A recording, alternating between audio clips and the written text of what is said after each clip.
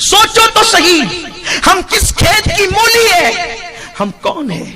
हमने तो अपने आप को जन्नत का ठेकेदार समझ रखा है। हम तो जराइम में डूबे हुए हैं, हम तो चैन से बैठे हुए हैं, हमें तो जन्नत मिलेगी।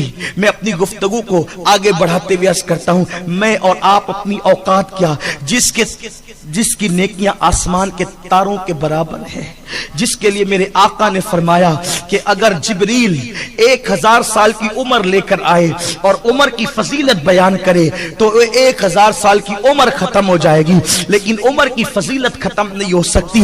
वो फारूक आजम को जब जख्मी कर दिया गया और आप शहादत के करीब हुए तो आपने अपने बेटे अब्दुल्ला इब्ने उमर से कहा, ऐ अब्दुल्ला, मुझे जमीन पर लिटा दे और मेरा चेहरा जमीन पे डाल दे, ताकि जमीन से मैं अपने चेहरे को घसड़ने लगूं, इसलिए कि मुझे अल्लाह रब्बुल इज्जत की बारगाह में शर्म आती है कि मैं क्या अमाल लेकर के जाऊं। वहां पर लोग मौजूद थे, इसलिए कि फारूक आजम कोई मामूली जात का नाम नहीं, मामूली हस्ती का नाम नहीं। उमर इब्ने खत्ताब वो है जिसका जिक्र अल्लाह ने तौरात में बयान किया, जिसका जिक्र इंजील में बयान किया, हाँ, जिसका जिक्र अल्लाह ने कुरान में बयान किया, जिसकी राय की ताईद में कुरान मुकद्दस की आयतें नाजिल होती है। मेरे नबी ने फरमाया, मेरे बाद अगर कोई नबी होता तो उमर इब्ने खत्ताब होता। जरा गौर तो करें, फारूक आजम की शान क्या है। जिंदगी इस तरह गुजरी कि रोते रोते चेहरे पर आंसुओं के निशान पड़ गए थे। वक्त शहादत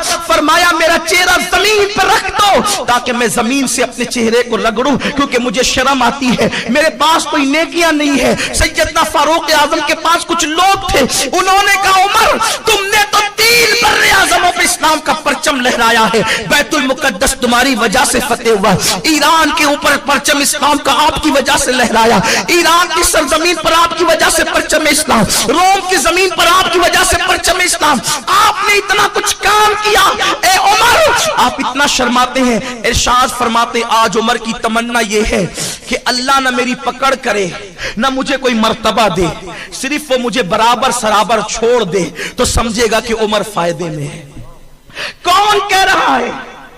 कौन कह रहा है? जिसको मेरे नबी ने दुनिया में जन्नत की बशारत दी है। वो कहते हैं, मैं बराबर सराबर छूट गया, बराबर सराबर छूट गया तो समझूंगा कि उमर फायदे में है, ना कोई फजीलत मिले ना मैं पकड़ा जाऊं। अल्लाह अकबर, जिनके रुतबे है सिवा, उनको सिवा मुश्किल है। उनकी फिक्र ये है, उनकी फिक्र ये है जिसका जिक्र तौरात में, इंजील में उनकी फिक्र ये है। और अपना हाथ राते अय्याशियों की नजर, जराइम के अंदर जिंदगी गुजारने, मस्जिदों को वीरान कर दिया और गरूर है कि हम जन्नत में न जाएंगे तो कौन जन्नत में जाएगा। किस बला की मैं से है सरशार हम, दिन ढला होते नहीं होशियार हम। ये फारूक आजम की फिक्र अल्लाह की बारगाह के अंदर, ये खशियत फारूक आजम की। आओ गुनाह